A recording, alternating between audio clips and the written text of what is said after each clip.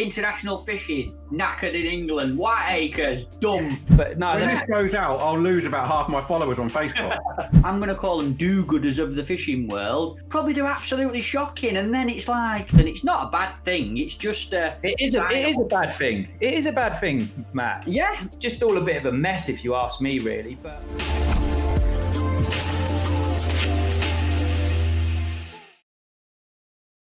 that it. We started. Yes. That's it, isn't it? Yeah. Welcome to the weigh-in. We got there finally. Brilliant. Put some more coal on your Wi-Fi, Roon.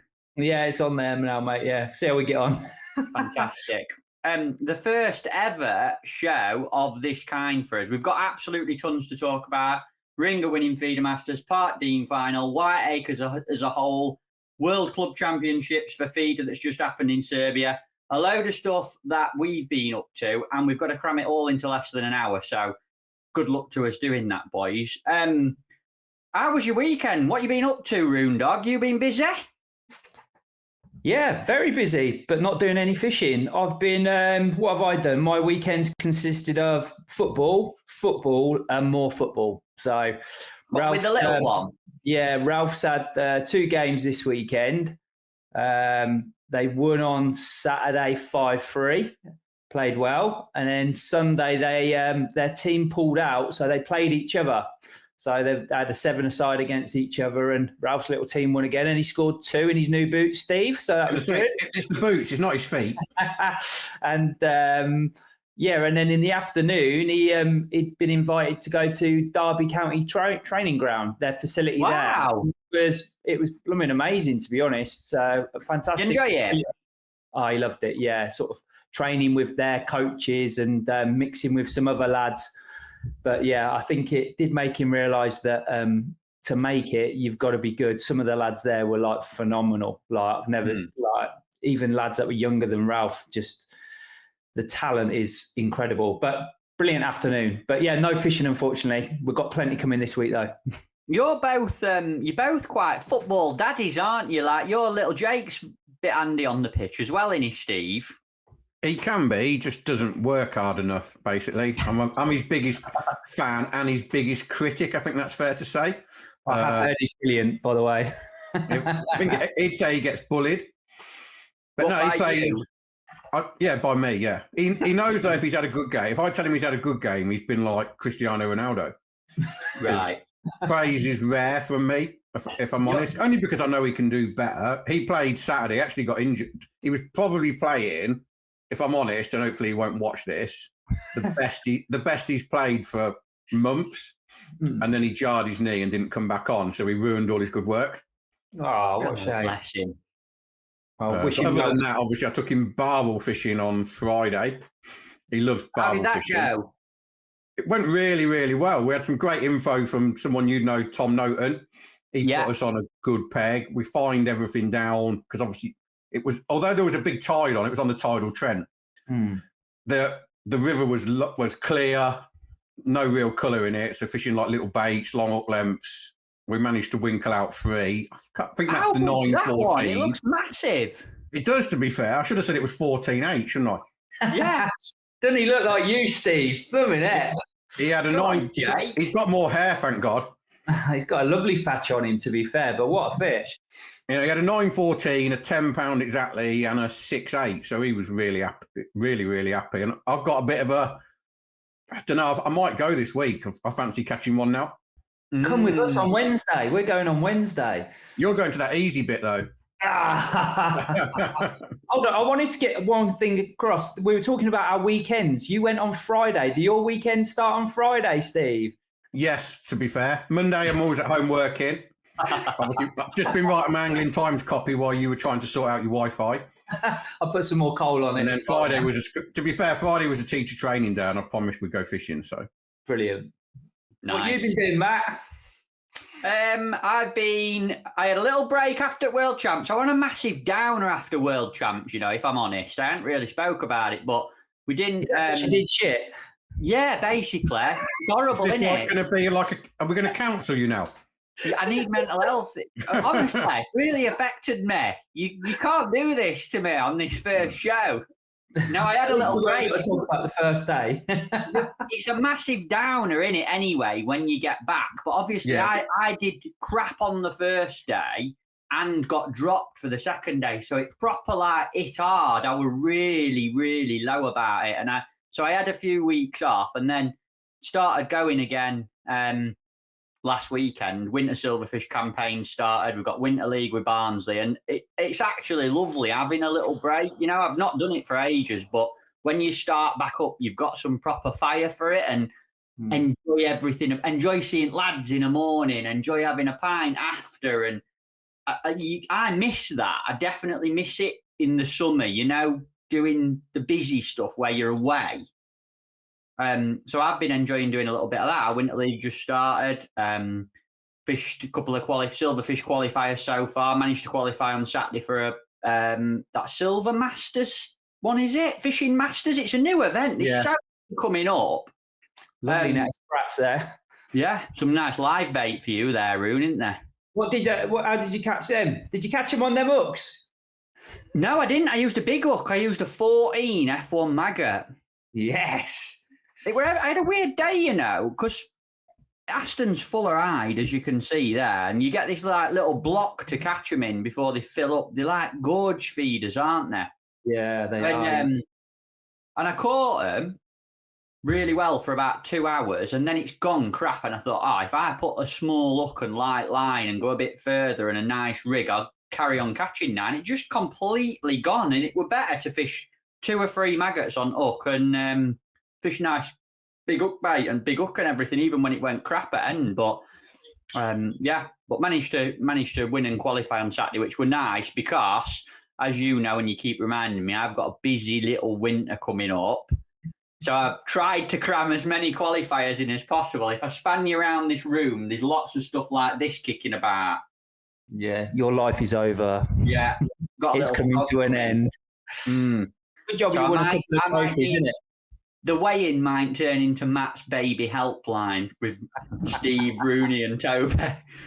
But like the blind leading the blind. That's it. But you two have managed it, and Toby as well, so it can't be that hard, can it? Well, I wouldn't say it was easy. Steve, I've not had a conversation with you about Feeder Masters yet. Congratulations, sir. Oh, there's another picture of you, Matt. No, it's all me. There we go. Look at that. Look at that. Look at the old ring dog. What's it feel like? Has it sank in? Because you've been after that one for a very long time, haven't you, mate? Yeah, there were 2 titles I really, really wanted, UK Champs and Feeder Masters. Luckily, I got over the line in UK Champs last year. And then Feeder Masters was like my nemesis event. I had 2 seconds, once by 10 ounces to Zach Williams. Oof. And then I think Darren beat me by about 6-7 pound at Bow Beach. And when it moved to Tamar, I never really felt I'd got to grips with Tamar as a venue. So this year I've decided to have a bit of a reset. And I've said this a lot of times, rather than get sucked into fishing methods I don't like, fish it how I want to fish. I always believe fish are fish and you can catch them fishing your own way if you want to. So rather than getting sucked into fishing like the scoop, the pellet feeder, that style of thing, which I could never make work. I didn't understand. I just went back to traditional, but short hook length. So fishing like the small guru cage window, the medium cage window, fishing with red worms, fishing nicely, but fishing how I wanted to fish. So I could get an understanding of it. And also this year I practiced a lot better. So I worked out that you could basically rest lines and stuff like that. So for the first time ever, I felt in tune with Tamar come the 2 match days. But equally, you need a draw. And I had an amazing draw on day 1 and what I'd call a solid draw on day 2. Yeah. What it was ridiculously close. 2 ounce, am I right in thinking as well? Yeah, I beat Des by 2 ounces and Andy Power by 12 ounces. So it wasn't a bad top 3. But Tamar's always ridiculously close. And when I look back, I'm a little bit of a believer in sometimes, although it hurts when you lose by 2 ounce, sometimes things are meant to be. Like literally one year I lost Fisho by 4 ounces in the early days. And that haunted me for years. And Steve Cook, for those that know him, said to me it wasn't meant to be, which didn't make me feel any better. And I'm sure this won't make Des feel any better either. But like with 5 minutes to go, the cormorants at Tamar were a nightmare. There's not loads of them, but it's like they know where you're fishing. Do they literally kill it dead? Yeah, they're constantly on top of where you're fishing. And like, I went from flying with skimmers, I'd set it up brilliantly. The last 45 minutes, the cormorants literally wouldn't leave me alone. And then with 5 minutes to go, I chucked for a skimmer again. It went straight round, but it was like 1 ounce. And I just thought, this isn't going to happen. I'm not going to get a last minute 10, 12 ouncer. So I dropped back in on my short line, caught 5 roach for probably, 5 ounces. And then obviously ended up winning by 2 ounces. And sometimes you just think things go your way sometimes. Yeah, that's phenomenal. Yeah. Well done. What were you emotional, because you've wanted that one I know you've won everything. I don't need to list it, but obviously Feeder King, the Golden Rod, you've won everything there is to win feeder fishing other than Feeder Masters. Did you ever get like a up a little bit or any of that? I was back at the van loading up and like, it's like you daren't believe. Like when I was walking back, people kept walking up to me, shaking my hands. You've done it. But you're so conscious of the fact it only takes one person to ruin everything. So like, it wasn't until, to be fair, Lee Carey came over, shook my hand, because obviously Lee does the results. So if he didn't know the results, and before the presentation, and said, "Well done, pal. Obviously awesome. No one deserves it more, etc." And then I had a little bit of a, when you just well up a little bit. Yeah, not as bad as the world champs in Lithuania. Like, a lot of us were in tears there. When one person starts crying, it like makes everyone cry. But obviously, if you're not getting emotional, then it doesn't mean enough. Yeah, exactly. Yeah, it's brilliant. I'm getting emotional now. But now that's it. Now I've completed fishing, so I'm retiring. Yeah, give us all your chance now, Steve. I don't know, but like, don't get me, my hunger's not died or anything. But I've always wanted to collect titles. I could look at going back commercial to maybe match this or golden. I can never work out which one it is. Golden Reel, Golden Rock. I've won one of them, but not the other one. But I don't know. I'd like to get back to maybe world number one, but at feeder, but that takes years because of the system. So I don't know. Just obviously keep enjoying it, and like I'd like to win Feeder Masters again now, if I'm honest. Yeah, why not? Go for it. Like it. Why wouldn't you? What have you got coming up, Roon? You normally do a bit of feeder flinging this time of year, going into winter. Are you going to have a little campaign again? Yeah, I think so. I was going to do Golden Rod, but because he said he's doing it, I probably won't bother me ass. No, yeah, I am. Obviously, with work and stuff, I struggle to commit a lot for time, and obviously family life and being away a lot. But yeah, through the winter, I love going on the Golden Rod. Just probably only fish qualifiers at Barston and Larford, venues that I like. I'm a bit like you, Matt. I just love the whole day out. So I love going to see all the lads. I love it at Larford. Briscoe's always good fun, isn't he? Yeah, it can be a bit peggy, but it's dead simple fishing, enjoyable fishing. I can take my flask, and if I get a draw, I'll get through to the final. But yeah, I just enjoy that, to be honest. I've really missed not going to Waterland this year. Really have. I'm like I don't know, just like really eager to go, but nothing's going to quite cut the mustard like that, is it? So no, because you're so busy, like with work, and obviously we spoke about little Ralph, and you've got a family and everything. Like that sort of campaign really suits your fishing, doesn't it? Where you can prep, you know what dates you're going, you've got a good practice period, and that like block of a week fishing somewhere like Zeghead or Waterland. You seem to really enjoy that. Yeah, that's I can't just like pick my gear up and go on and open me, because if I've been at work all week and getting late in on a Friday, or if we've been out filming or whatever, I need prep time. I'm just not very good at in a whim. I know like you or Steve could probably pick up your gear and go and compete straight away, but it just doesn't sit good with me when I'm doing that. So I like a little bit of time. I can get it all in my diary. I can plan everything else out around it and just go for a week and really focus on it. And yeah, I'll probably say first couple of days I'm usually a bit rusty, but when you're in company like with you guys and that, and I can soon pick it back up, and yeah, I thoroughly enjoy it. And it's the same with the Golden Rod sort of thing, because your kit's your kit for feeder fishing. It doesn't change too often. Yes, if I went to different venues, it probably would a bit more, but it's going to be method or hybrid feeder fishing.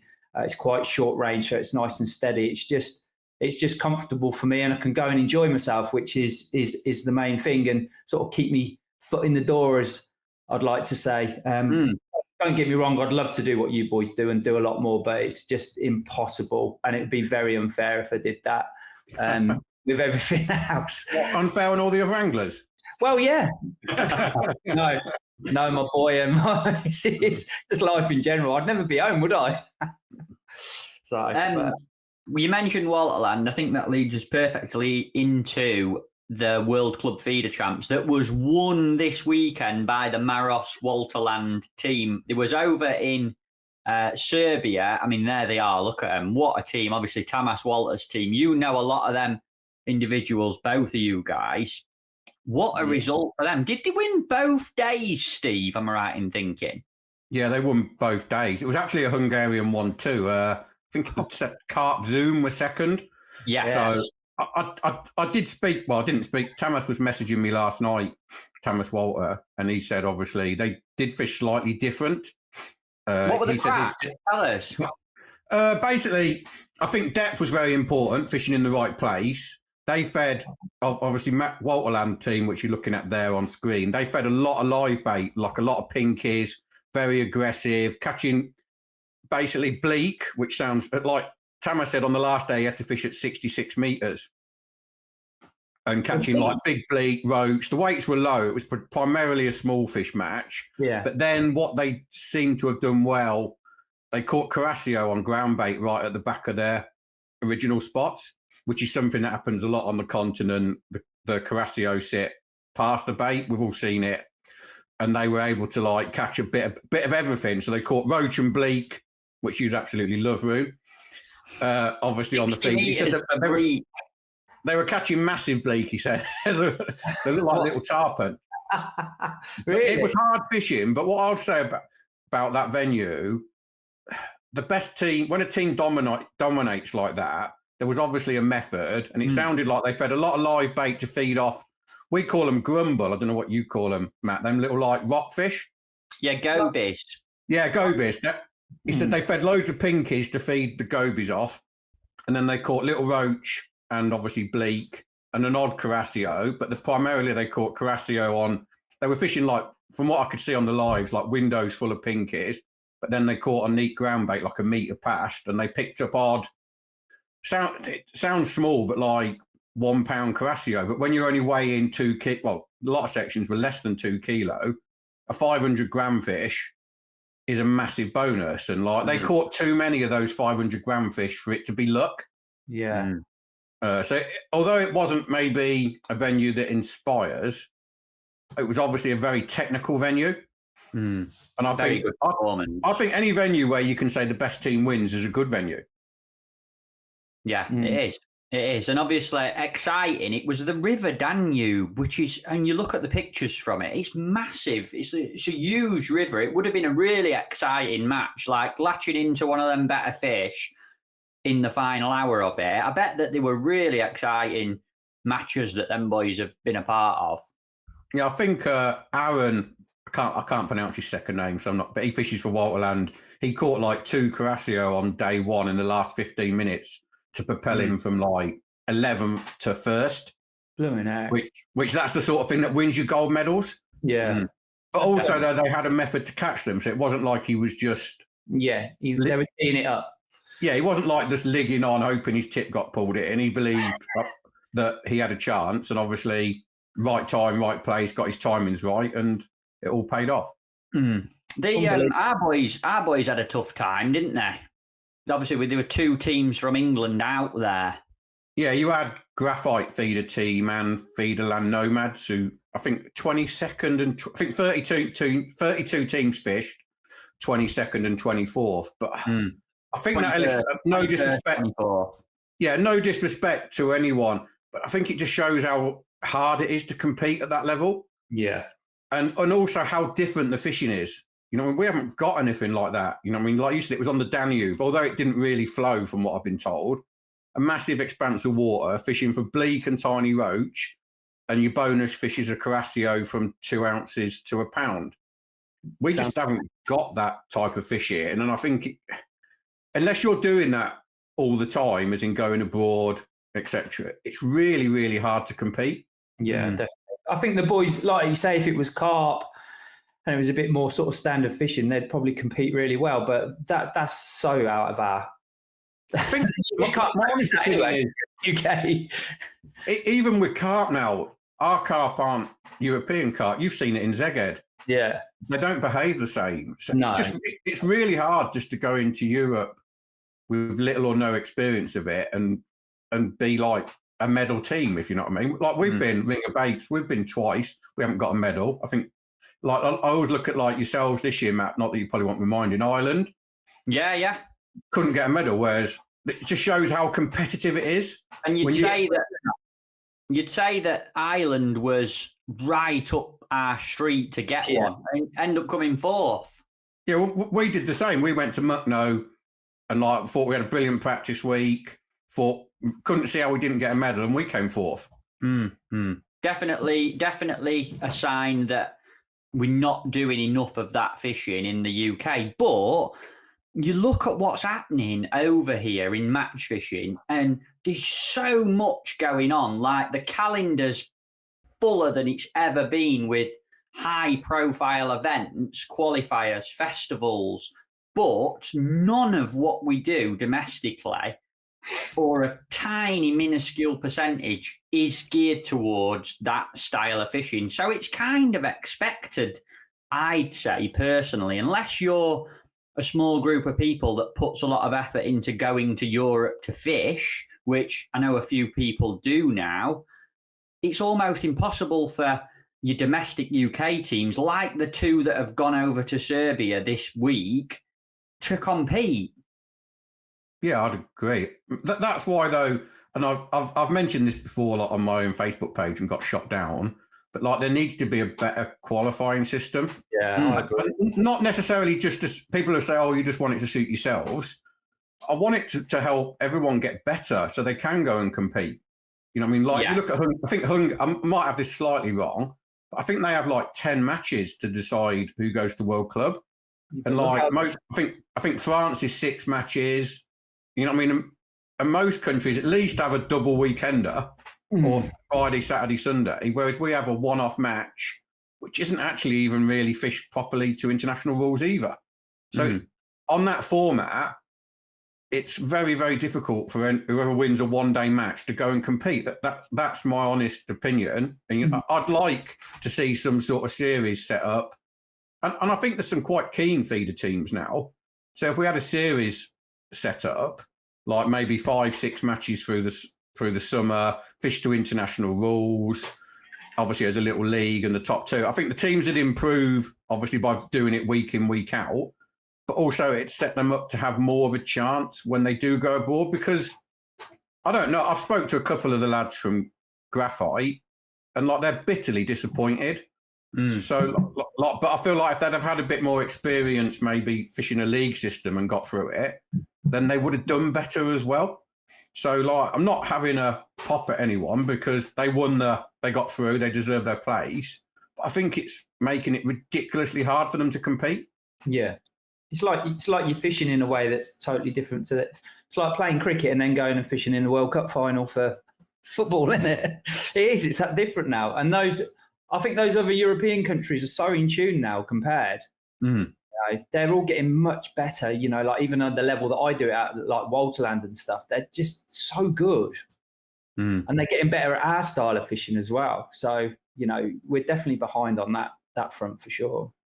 I'd love to see a system in place, you know, and like you mentioned, Steve, it's not got to be a 10, 11 match series, but just something where it gives everyone a reason to go and do that style of fishing and brings in that come and have a practice for a good few days and then compete over 2 to 3 days, which shows consistency. You have to fish like a team when 2 and 3 day events come into play, really working at coming 4th instead of 8th in your section and little things like that. We don't do enough of that fishing that they're doing all the time. I think, if I'm honest, the nearest we ever had it is probably when our UK teams did the best they've ever done in the World Club Championships. And it's when Preston Innovations sponsored the World Club Champs qualifier. They put 10 grand in for about 5 or 6 years, and they had the World Club Fish Off, which was 2 days practice and a 2-day match to qualify. And it was always one of the top teams that ended up going.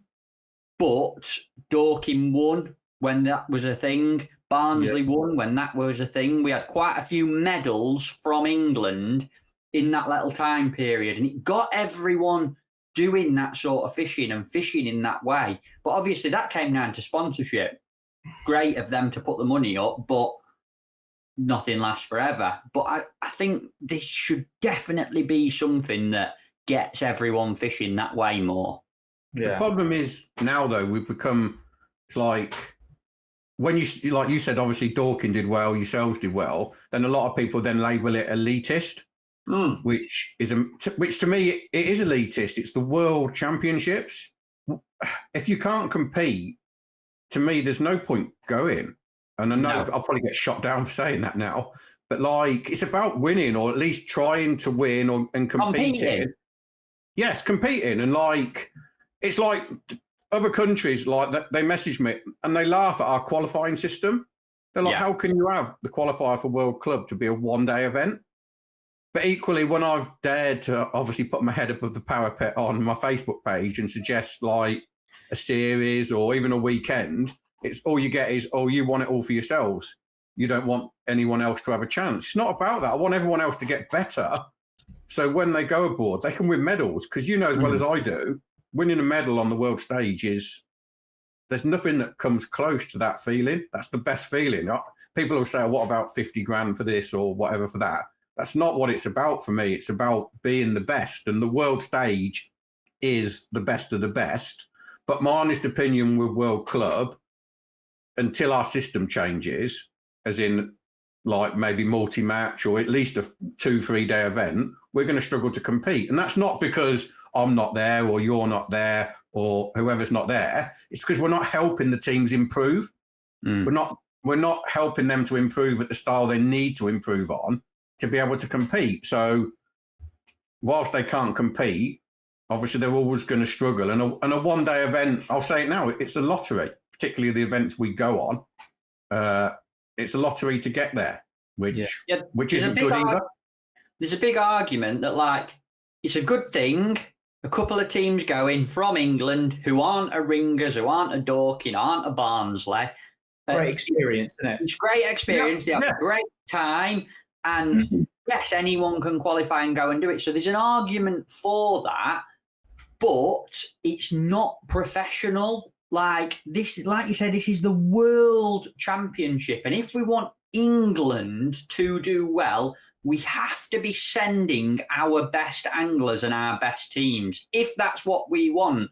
And that needs to probably come from somewhere higher than us just having a chat, Angling Trust, or some sort of backing from a big company that goes, look, we believe, or we really want to send our best anglers to these highest world level events, and we're going to put this competition in place to make sure that happens. If you don't like it, sack it off, because if you don't like it in the first place, you ain't going to be good enough to qualify. But if you want to come and get stuck in, learn about it, grow, get involved, and stand a chance of doing it, you're going to have to work your nuts off, but you can go and fish a World Club Champs if you put the effort in and get the reward. And I think it's quite brutal. There's a lot of people, I'm going to call them do-gooders of the fishing world, that go, it's great, Division 1 national winners get the chance to go to the World Club Champs, but they're going to probably do crap, probably do absolutely shocking. And then it's like, there is an argument, great, go and have a jolly up and experience it. But like, I've only I haven't spoke to any of the feeder and nomad lads, but a couple of the graphite lads. And obviously Serbia, that's a big road trip, as you know, Matt. Not an easy country to get to. It's cost them loads of money. Yeah. And like, it's left them feeling a bit gutted about the whole thing. Don't get me wrong. They've enjoyed it. They've enjoyed being part of it, but they're competitive anglers. There's some they're good anglers. They also want to compete. Yeah. Roon, I think. Sorry. What's in it from you, Roon? Obviously, you're heading up one of the leading tackle brands in the industry. Yeah. And is there any aspiration, or would there ever be aspiration for you to make a decision to get behind a system like that?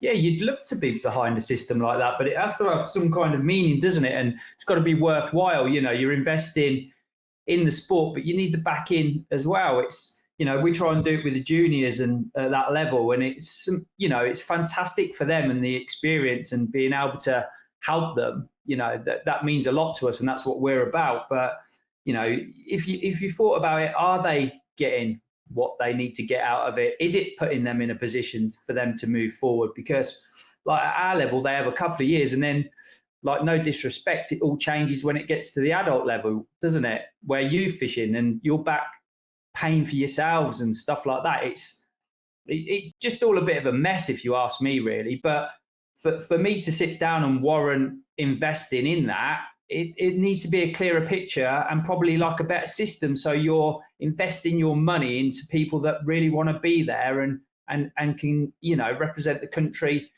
for the right reasons and at the top level. You know, that might upset a few people, but that's the truth, isn't it? So, you know, and it isn't cheap. You know, when we do the kids, I think you're talking it costs us like nearly 30 grand every year to send the kids, which means the world to us, and we love doing it, and we won't stop doing it, and we'll always try and bring more kids into the sport from that angle. But investing in that high level stuff at the minute, I sort of just turn a bit of a blind eye to it at the moment, because I just don't feel like there's a correct system in place to make it warrant what we're doing. And, you know, from that, I need the publicity. So, you know, if I wanted the publicity, say sponsoring your England team, I need to take a team of people out there to get that publicity myself. So all of a sudden, everything's costing you a fortune, and you've got no support from the UK fishing, whatever. Do you know what I mean? It's a one-trip show, and I'm sure Preston feel the same, and Drennan, when they've supported it, it's not quite right, our system. It just doesn't work. You need the support, and it needs to be, you know, it's like a national thing for Hungary, isn't it? The whole country is behind it when they go off and represent the country at all different levels. And I think that's why they're so good, and they get the best people in the teams, because they've got that hunger and want for it. I know as individuals you have, but it's a bit deflating at times for me. But yeah, I'd love nothing more than to think, right, I'm going to invest in this because this is going to, you know, really promote my brand, and I'm doing a really good thing for fishing in the UK and across Europe. But I don't feel it's like that at the moment, just being honest.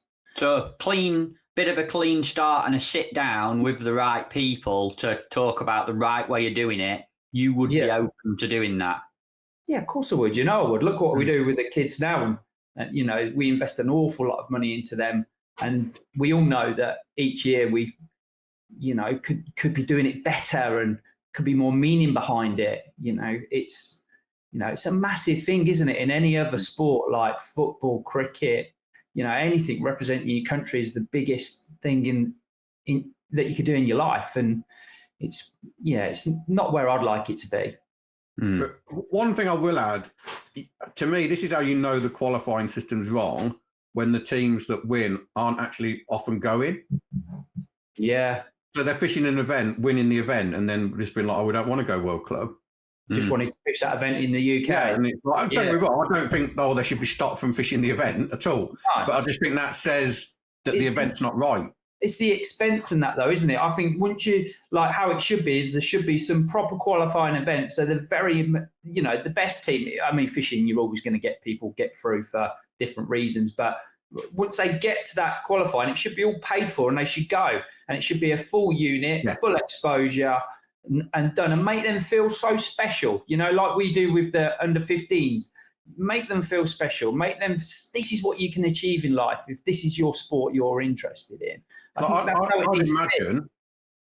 imagine it's probably cost both those teams like $2.5 grand a man.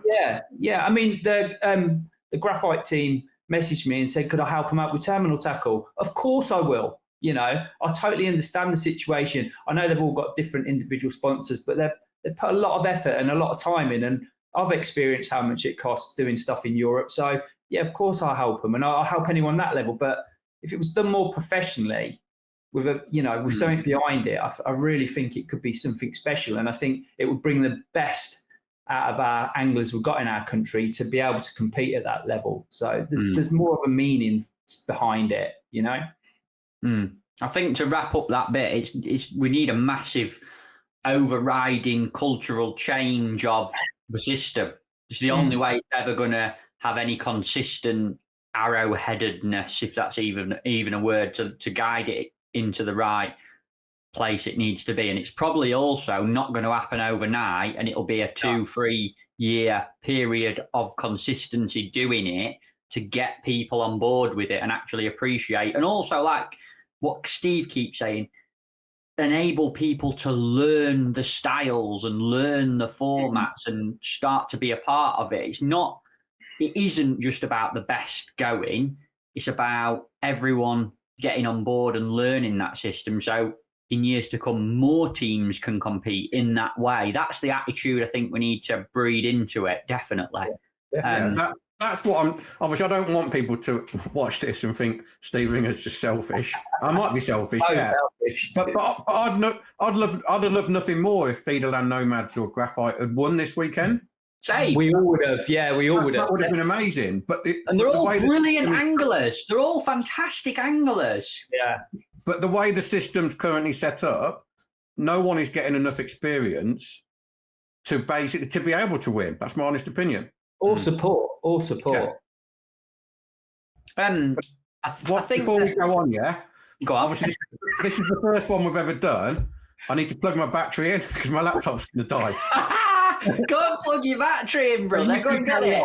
And I'll be back in 1 second. Okay. I come prepared. Look, here's mine ready to go. It's so unprepared, honestly. We've had to upgrade Room's Wi-Fi, and now Ringer's battery's gone. This is all new, isn't it? Yeah. We spoke as well, mate. I'm sure you've had your eyes on it. Whiteacres has been the last couple of weeks. And I have right mixed feelings about Whiteacres because it feels so different to when we used to go. I mean, the lads have done great, haven't they? Hag won the Mainline Festival. Swan won the Preston Festival. Yeah. Like, look at old Swan Dog there.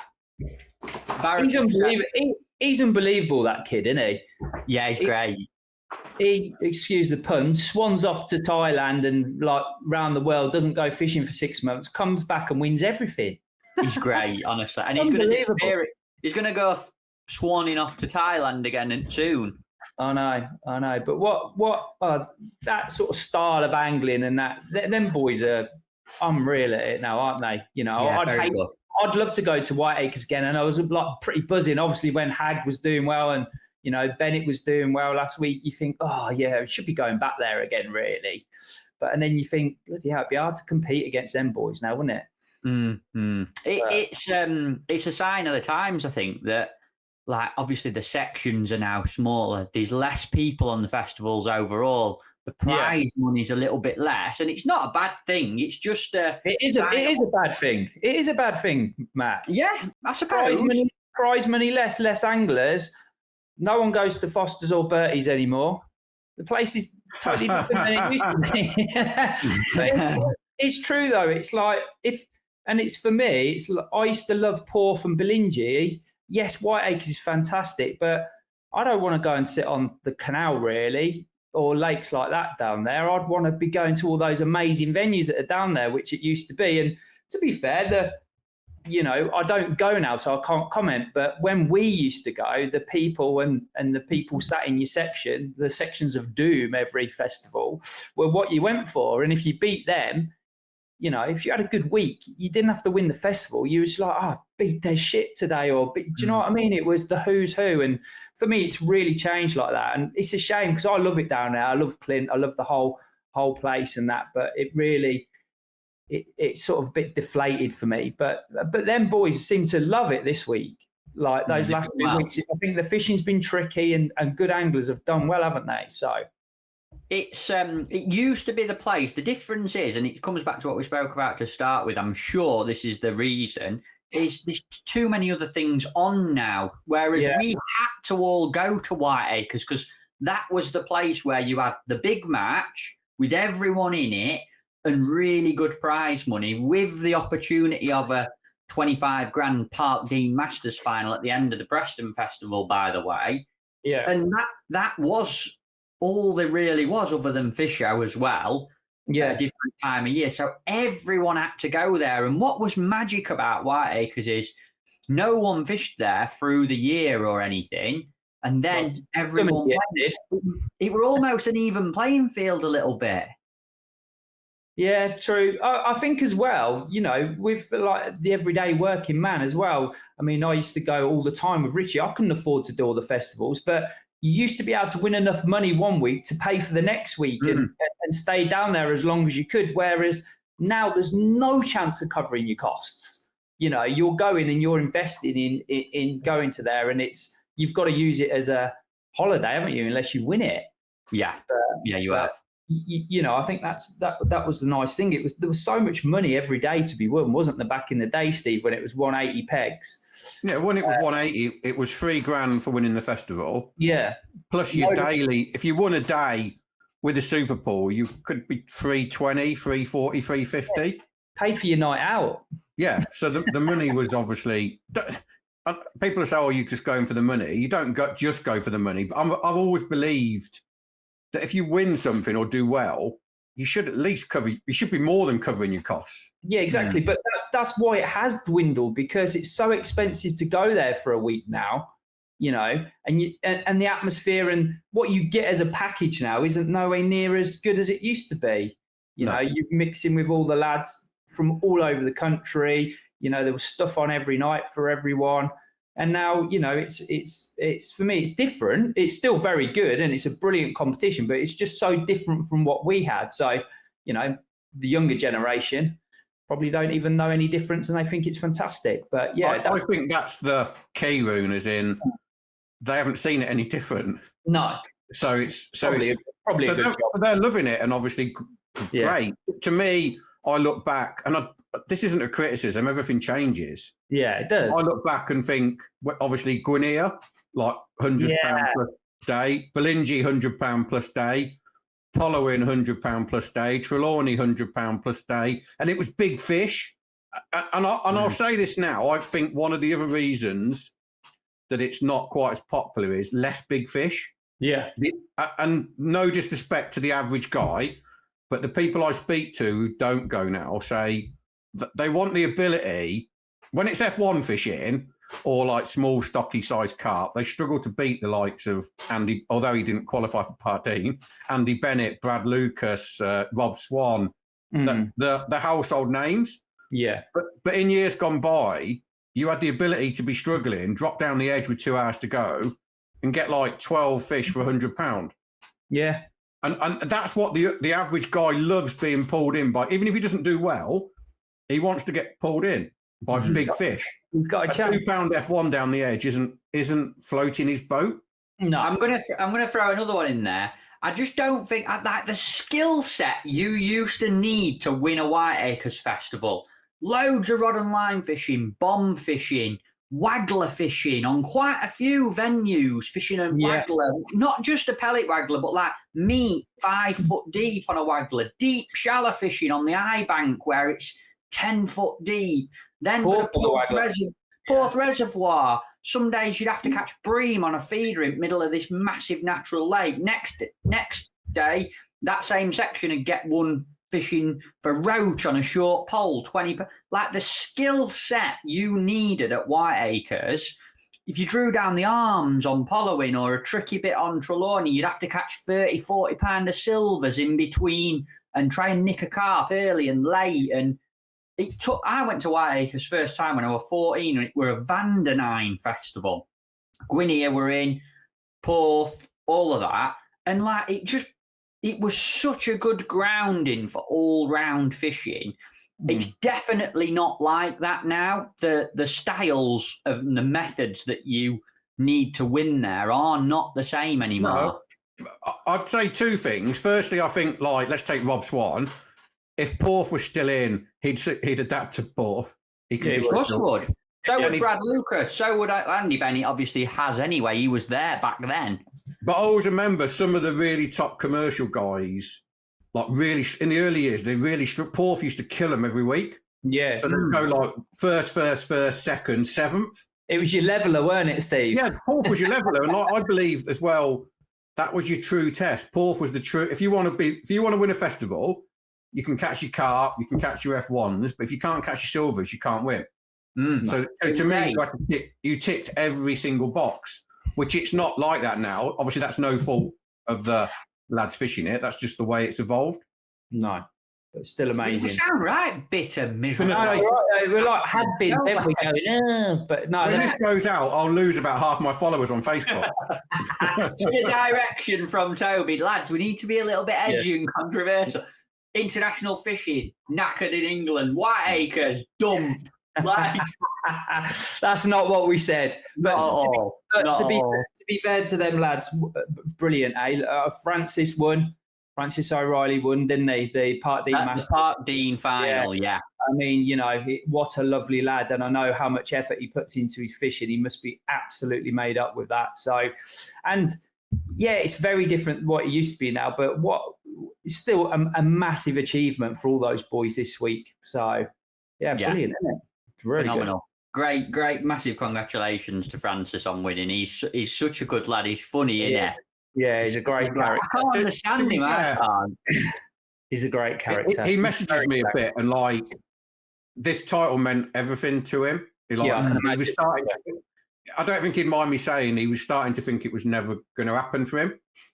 And he works so hard, travels all around on those qualifiers, puts the time in.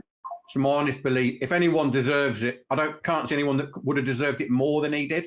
No, absolutely. Yeah, I'm made up for him. I haven't seen him that much for a while because I'm not in them circuits, but he was always he's a great character, great kid, and the effort he puts in is second to none. And he's a good person as well. So fair play to him. Fair play to him. Yeah. Well done, mate. Absolutely fantastic. Got a couple of things I want to do to finish this show off. We need a little bit of consistency. I'm going to fire something at you two every week we sit down that I want a different answer to. And I also want to get the listeners involved. Obviously, with this being the first show, can't do it on this one, but I want to pick a question from everyone who's listening, commenting and interacting with the weigh-in to be read out on the following show. And that could come from YouTube comments. I'll put something out on social media, and anything that's a little bit edgy or really interesting, I'm going to pick a question every week and I'll fire it at you two at the end. So that's your cue, listeners and viewers. Get writing a question below. It can be absolutely anything. Fishing, not fishing, anything to do with the show, not with the show, doesn't matter a bit. But a couple of others for you two. I'm going to do a pick me an angler every week and give you a different scenario. And you've got to pick me an angler out of the whole world of fishing that's going to perform best in that scenario. And having spoke about the World Club Champs feeder that's been on the river, I think it's really relevant. I want you two to pick me an angler to catch me 5 kilo of small fish on a feeder on a river. Rooney first. Who's your man or woman? Thank God Rooney's first. What? Anyone in the world? Anyone in the world on a river, 5 kilo of small fish on a feeder. Who's it going to be? Who are you picking and why? I'd be chatting to loads of people about doing this activity. You probably pick yourself, wouldn't you? Well, yeah. Obviously I can't include myself. I'll be still doing it this time next year. You'd catch 2 or 3 bleak and then put them on the hook and chuck them back out. Yeah, I would. Yeah, I think sod this. Who would I pick? God, that's a really hard question, because obviously you could pick any of the England feeder team. Well, a lot of anglers you could pick, actually. You're not allowed to pick Steve. That's your only rule. You're not allowed to pick each other. To be honest, I won't pick him anyway. He was going to be my easy option. I don't know. I don't know. I'm only going to say it because I'm trying to like think outside the box of saying, if I had to pick one of my mates to do it, it'd probably be Dean Barlow, because I know he'd be brilliant at that sort of thing, even though he's like old and past it now, and he'd probably still catch him quicker than me, but he'd have been brilliant at it. Lee Kerry would have been really good at it, but someone who I think's in tune and a bit of a detonator at that sort of style of fishing. And I've known him a very long time. And if I had to get someone to catch me some fish, I'd probably get him to do it, only because I grew up with him and I know what he's capable of. And that'd be Michael Buckwalder. Well, you've just picked 3, so you've completely blown. Oh, yeah, no, I just picked Michael. I just highlighted a few and picked Michael. All right. You Come on. You want to pay attention as the whatever you are. This needs to be firmer next week. You need Michael Buckwalder. Michael Buckwalder. I only picked Dean because I would have picked him, but I think he's too old now. Right, okay. Sorry, Dean, only joking. What about you, Ring Dog? Who are you picking? 5 kilo of bits and bats on a river on a feeder. Who's your man? Or who's your What do you woman? want, top 3 again, yeah? No, 1. To be fair, my honest opinion is the venue's irrelevant. 5 kilo of little fish. If I had to pick one person, it'd be Felix Sherman from Germany. Yeah. He was ranked number 1. I think he's number 2 in the world now, but he's just that annoying person who's naturally good at everything. And I don't think I've seen anyone better at small fish than him. So if I had to pick one person, it'd be Felix, because his records at world level is ridiculous on a multitude of venues. And he's young, he's super consistent. Get him on here for a little natter one day. I've never met Felix. I'd love to have a chat with you. Yeah, he's really good, and he talks brilliant English as well. So I reckon he'd definitely... Yeah, get him on. Definitely come on. I'll tell you who else. If he can't catch them, my honest opinion is they can't be caught.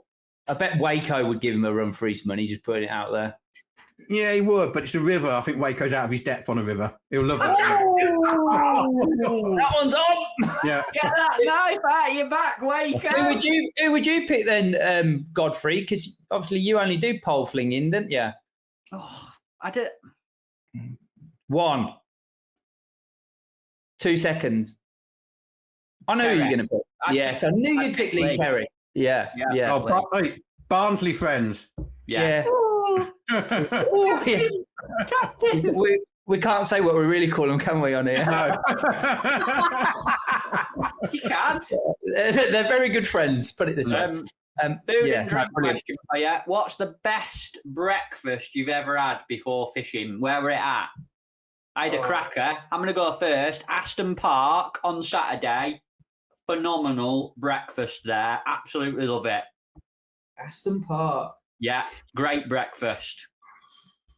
Well, I don't know. I haven't had a fishery breakfast for ages. Do you not have breakfast? Do you not have a fishery breakfast yet? No. To be fair, the only place I have one, and it's decent breakfast actually, is in the winters, Hallcroft. Great, yeah. Hallcroft's good at Hallcroft. Good breakfast, Hallcroft. I like the lobsters there and all. The proper northern birds, aren't they, that serve you? Yeah. And you get good portions there as well, not stingy. I'll tell you where it's good. Tell you where it's really good, where I love my breakfast, and I actually love the lunch better, is Partridge. Oh, yeah. Club sandwich at lunchtime. I'd miss breakfast for that. Epic. Barston's a good club sandwich as well. Yeah, Barston's good as well. That's cheating, though, because it's a beautiful restaurant and golf course, isn't it? So, but yeah, very good there too. Phenomenal. Gents, we're coming up to an hour. I've really enjoyed this. I think it's got a few legs, and I hope that everyone listening in is going to. It's just a dead genuine natter. We've covered loads of stuff. We can be fresh every week. Do you think we can keep doing these? Depends if we've lost all our... I can see the comments being Mr. Irate from so-and-so. I'm going to have to get some more coal for my Wi-Fi. Tell us your opinion, though, folks. Obviously, we're going to talk about fishing, talk about what we're doing and what we're seeing and exactly what we're thinking. Throw some suggestions at us and put your opinions in the comments. This needs to be a platform where we can get a reading of what's happening out there. Be nice and honest. Be outspoken if you want to be. So say what you think below. And if there's anything from this chat, we'll bring it up next time and continue it. Before we go, Sorry, Steve. Go on, you carry on. I was going to say, if there's any topics people would like us to be controversial on, just send them in. Yeah, fire them in. That's what it's all about, isn't it? Let's just talk. It's good to talk, isn't it? But before we all go, shouldn't we find out what everyone's doing this week, and then we'll have something to start the conversation with next week? Anyone doing? What are you doing this week, Roon? Oh, well, I've got a really busy week. I'm going fishing tomorrow. I'm going to JCB Lakes to do a Fishing Gurus bite size, focusing around feeder fishing. So I'm looking forward to that with you, Franco. Who else is coming? Brenda? Me and Franco. Oh, brilliant. Who's favourite Guru employees? Well, I don't know about that. And then Wednesday, we're going on the River Trent. We're going barbling with Barry Hearn, David Seaman and Jess Harding for our annual trip, which we do every year. So really looking forward to that. Can't wait for that. I hope we catch them. It's going to be mild weather, mate. I've got a feeling we're going to catch some big uns. Yeah, we've got Foy coming with us as well, haven't we? Kivett and Foy. And and then the rest of the week, unfortunately, it's back to work. What about you, Stephen? Ringer? To be fair, I ain't got a lot on anyway. I'm going. I'm going to go barbering. I think probably Wednesday. Thursday, my van's let me down again, so it's back at Volkswagen. And then Friday, I will be doing some filming with Mr. Godfrey and Mr. Cooper. I don't know how much I'm allowed to say about that yet. Secret project that is. We're going to Western Pools and it's some interviews for something very special. But that's all you're having. Don't mention. And then this weekend, to be fair, I've been so with everything else. I've been so busy. I'm having the weekend off again. But I am off to Belgium in just under 2 weeks for the European Feeder Cup. So I'll probably be doing a bit of prep for that. Nice. That'd be good. I do think, going back, Matt, to what you said, I fished a lot of big events in a row. You need 2 or 3 weeks off to recharge. To get you, I think I know Roon said, me and Matt can go fishing without any prep. But I hate fishing without prep. I can't do it. I have to prep.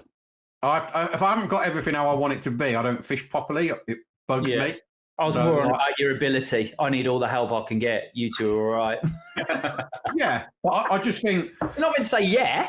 If you could see my tackle room now, it looks like a bomb's gone off, so I'm not going to move the camera. It's annoying me how untidy it is already. I'm just looking behind you. Like the 2021 wall planner. Yeah, it is, yeah. Bit of prep, and then recharge. Then obviously it'd be Belgium, and then when I get back, it'll be Hallcroft feeder pairs. Ooh. I mean, Roon, I need you to stand in for me this winter a few times, so keep some Sundays free. Talk us through your week. Come on. Your life's nearly over, so I hope you're making the most of it. Yeah. I'm out with you tomorrow, JCB. Looking forward to you catching some massive carps. We're going to do a really cool winter autumnal feeder bite size, big fish at distance. Wednesday, taking some superstars on the river. I've not been with Barry Hearn and Seaman before, so I'm looking forward to a day out with you lot. I'm basically going to be a gilly and a chef that day. Then Thursday and Friday, I'm over at Western Pools doing some interviews for a really exciting project we're finishing that involves Steve Ringer, Andy Bennett, and cameras that are submerged under the water, but not too far under the water. That's all you're having. Someone else makes an appearance in that film. I was going to say, you've missed out someone. Yeah. Christian Jones is also coming. King of the overshotted rig. You're giving it's all coming out. Let's end it. Let's end it too much. Thank you very much, gents. Thoroughly enjoyed it. Hope everyone listening's absolutely loved it. Welcome to the weigh-in. Hopefully it's here to stay, and we'll see you next week. Have a great week, everyone. Thank you.